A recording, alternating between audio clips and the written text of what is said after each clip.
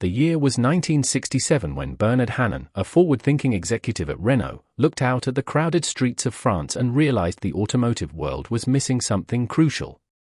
The public was trapped between sparse, utilitarian workhorses like the Renault 4 and larger, expensive family sedans. Hannon envisioned a chic, versatile, and modern small car tailored for a new generation of urban drivers, especially women and young families.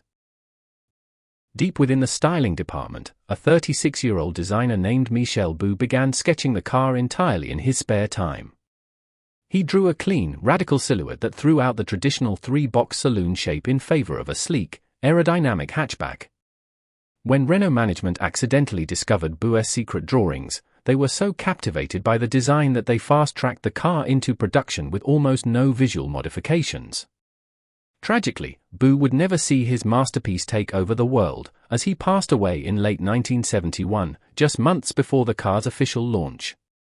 When the Renault 5 finally debuted in early 1972, it shook the automotive industry to its core. Its most revolutionary feature was right on the outside. It was the first mass-production car in the world to replace traditional chrome bumpers with integrated, wrap-around synthetic plastic shields. These lightweight, fiberglass polyester bumpers could absorb parking scrapes without denting, an absolute game-changer for tight parallel parking. Underneath the bodywork, Renault saved development costs by utilizing the proven mechanical backbone of the Renault 4. This resulted in an unusual longitudinal front mid-engine layout, where the gearbox sat at the very front and the engine was pushed far back against the dashboard.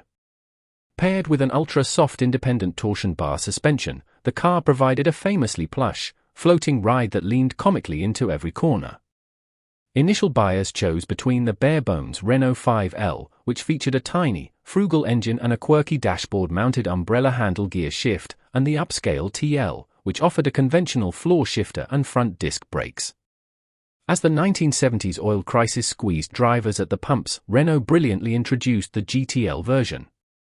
This model used a larger engine but tuned it specifically for low RPMs and long gear ratios, allowing drivers to cruise effortlessly on highways while sipping minimal fuel.